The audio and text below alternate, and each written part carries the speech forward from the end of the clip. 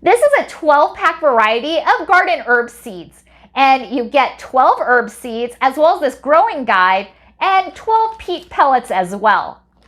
And you get up to 4,000 seeds, and they're also heirloom as well as non-GMO.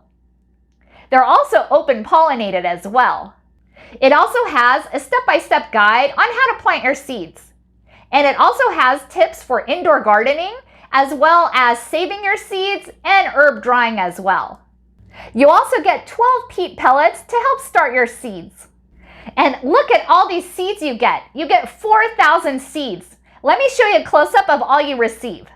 You receive 12 peat pellets, anise, arugula, basil, chives, cilantro, cumin, dill, oregano, parsley, sage, summer savory, as well as thyme too.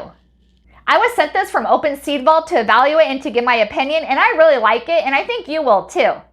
Thank you for watching, and hope you found this video helpful. Happy gardening!